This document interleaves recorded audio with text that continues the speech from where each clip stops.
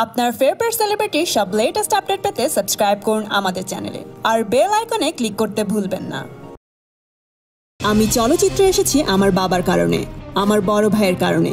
যদি সেখানে আমার বড় ভাইয়ের সম্মানহানি ঘটে তাহলে আমিও সেখান থেকে নিজেকে সরিয়ে নিব।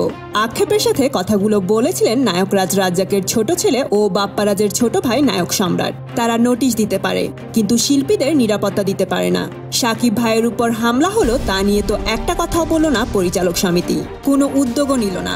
তারা কি করলো? অন্তত একটা মিটিং হলেও বলতে পারতাম পরিচালক সমিতি ভালো কাজ করেছে। আসলে বাপ্পারাজ ভাইয়া ভুল তো বলেননি। বাপ্পারাজের বক্তব্যের প্রতি অকুণ্ঠ সমর্থন জানিয়ে সম্রাট আরও বলেন, বাপ্পারাজ ভাই যা বলেছেন তার বক্তব্যের প্রতি আমার পূর্ণ সমর্থন রয়েছে। এতদিন আমি কিছু বলিনি। যখন আমি দেখলাম আমার বড় ভাইয়ার সম্মানহানি হচ্ছে তখন আমি বাধ্য হচ্ছি এইসব কথা বলতে। আমি কাউকে অসম্মান করতে চাই না। আমি চাই বাংলা চলচ্চিত্রের উন্নয়নে সবার চিন্তা করা উচিত। তো বন্ধুরা, এই ব্যাপারটি নিয়ে আপনাদের কি মতামত কমেন্ট করে জানিয়ে দিন।